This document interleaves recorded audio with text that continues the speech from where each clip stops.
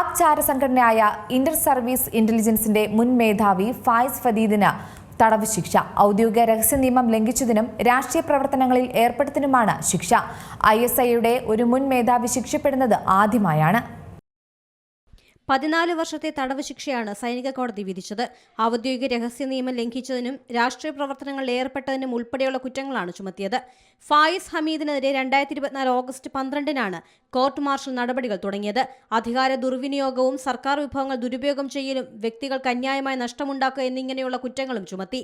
Housing പദ്ധതി അഴിമതിയുമായി ബന്ധപ്പെട്ട കേസിൽ 2024 ഓഗസ്റ്റിൽ അറസ്റ്റ് ചെയ്തിരുന്നു. 2019 മുതൽ 2021 വരെയായിരുന്നു ഫായിസ് ഹമീദ് ISI മേധാവിയായത്. പാകിസ്ഥാന്റെ നിലവിലെ സംയുക്ത പ്രതിരോധ സേനാ മേധാവി ISI മേധാവി ആയിരിക്കുമ്പോൾ കാലാവധി പൂർത്തിയാക്കുന്നതിന് മുമ്പെയാണ് ഫായിസ് ഹമീദിനെ നിയമിച്ചത്. അന്ന് പ്രധാനമന്ത്രിയായിരുന്ന ഇമ്രാൻഖാന് അസീം മുനീറിനോടുള്ള അപ്രീതിയെ തുടർന്നാണ് അദ്ദേഹത്തെ മാറ്റിയത്. സൈന്യം നേരിട്ടിടപെട്ട് ഹമീദിനെ ISI നേതൃസ്ഥാനത്ത് നിന്ന് മാറ്റിയതോടെയാണ് പാകിസ്ഥാനിൽ ഇമ്രാൻഖാനും സൈന്യവും തമ്മിൽ ഭിന്നത ശക്തമായതും ഇമ്രാന്റെ പുറത്താകലിലേക്ക് എത്തിച്ചതും.